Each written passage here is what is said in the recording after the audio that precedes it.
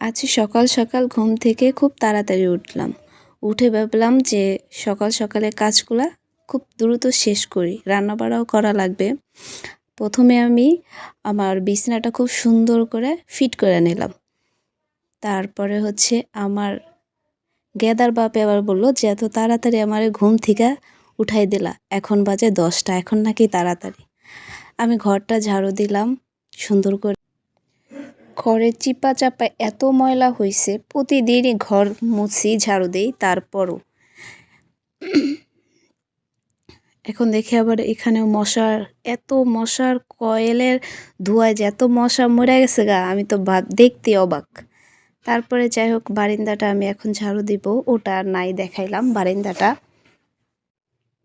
তারপরে আমি আমার বারান্দা থেকে পাটিটা আর পাপোশ দুইটা আয়না বিছাই দিতেছি। ঘরে এত ঠান্ডা, খালি পায়ে পাড়ালে এমনিতেই আমার একটু ঠান্ডা ঠান্ডা লাগছে, গলা ভেঙে গেছে। আর আমার ঘরে এত জিনিসপত্র নাই যে আমি তোমাদেরকে সেটা দেখাইয়া একটু শো অফ করব। আমার যা আছে আলহামদুলিল্লাহ, আমি তাতে সন্তুষ্ট। আল্লাহ আমাকে যা দিয়েছে তাতে আলহামদুলিল্লাহ। তারপর আমি এখন ভাবতেছি যে বালিশ দুইটা দিয়ে নেই আর আমার কম্বলটা ভাঁজ করব।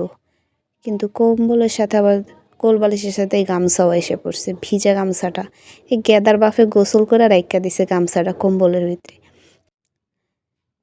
কম্বলটা এখন ভাঁজ করব, কিন্তু কম্বলটা এত ভারী, আমার বললাম যে একটু হেল্প করো, না, তার হেল্প আমারে করলো না। আমি এখন নিজে থেকেই ভাঁজ করতেছি, তবে ভারী অনেক আমার কম্বলটা।